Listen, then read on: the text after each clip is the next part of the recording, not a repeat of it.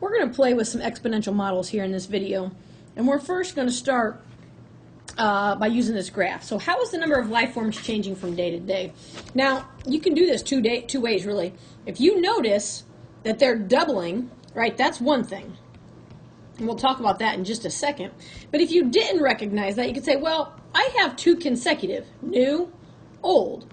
So new divided by old gives me my growth factor. And if you think about doubling, well, what does doubling tell you to do? Well, you multiply by 2. So doubling tells you that your growth factor is 2.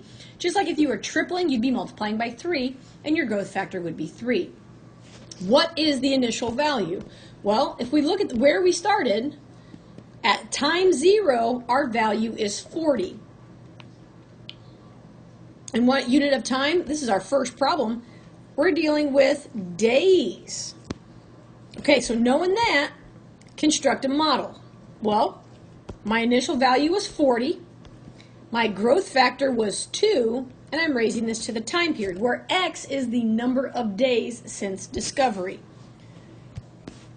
Use guess and check to figure out when you're going to be 2,000. What that means is, okay, so this was our equation. We want to know when is Y going to be 2,000. What is the value of X to get there? And we've got to guess and check. So here's the thing. We're going to use this formula. We know, based off of the table, that at 4, we're at 640. So we're not going to guess anything less than 4. So let's go ahead and guess 5. So if I guess 5, I'm going to take 40 times 2 to the 5th power, and that gives me 1,280. That's not enough. Okay, so let's go a little bit higher. Let's go 6. So now I'm going to take 2 to the 6th power, and that gives me 2560. That's too much, right? I'm not on the right page. I only want to be 2,000. So when X was 5, I was at 1280. When X was 6, I was at 2560. So if we're rounding to the nearest day, the answer is 6, because at 5, you're not yet at 2,000. You could get more specific depending on what it says. This says round to the nearest whole day. But if you want to go decimals, you could try 5.5 or 5.6 or 5.2. You can try all kinds of stuff. But if you're talking nearest whole day, it's the whole day after which you have hit that goal. Right? At day 5, we have not hit our goal yet. So that's what's important. Okay. High definition TVs are averaging $1,500 currently, but costs are decreasing at a rate of 15% a year. So this is exponential decay because they are decreasing. So what's our model? Well, let's think about our decay factor first. 1 minus 0.15 gives me 0.85. So my model is my initial amount, $1,500, 0.85 in parentheses, raised to my time period, which is years. So how many years will it take for them to be half their original cost? Well, half of 1,500 is $750. So I'm trying to figure out when is Y $750. And it's just a guess and check method. So when I did this, I kind of just started with 6 years. So if X is 6, I plug in 6 for X, and I got 565.70. And that's too low. So let's go 5. So I get 1,500 times 0.85 raised to the 5th power, and I get 665.60. Still too low. So let's go to 4. And you can jump around however you want. I'm just showing you my method. And then now my exponent is 4, and that gives me 783. Okay, so look at the answer. At 4 years, I'm still over because I need to get down to 750. So if we're talking to the nearest year, year 5 is our winner, because at year 5 we are finally under halfway. At year 4, we're still over half. A $22,000 car depreciates by 12% a year. Depreciate means decay. Determine the growth model. Well, if it's decaying, we're taking 1 minus our percent decrease. So our decay factor is 0.88.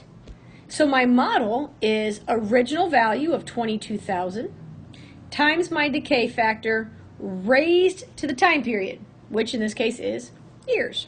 So how much will the car be worth after 4 years? That means make X 4.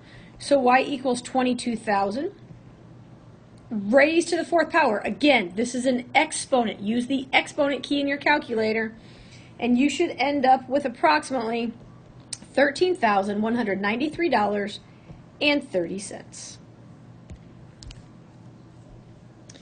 Michael recently opened a savings account. The banker gave him an equation to predict his balance at any given month, assuming he's made no deposits or withdrawals.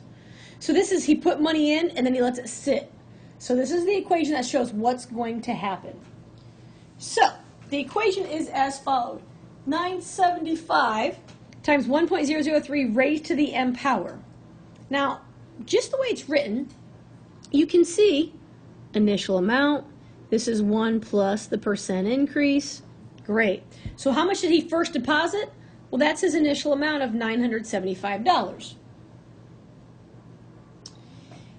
Is this a case of exponential growth or decay?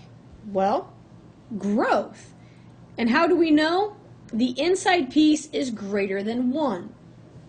If you're multiplying by something greater than 1, that means it's growing. All right, so what is the monthly interest rate? Well, 0.003 is the percent increase as a decimal. So if we change this to a percent by multiplying by 100%, we get 0.3%. So that is the percent increase. And what's in the account? What's the account balance after 6 months? Well, we just plug it in. So I changed that to y because I'm programmed. 1.003, we change that to a 6. Again, that's an exponent.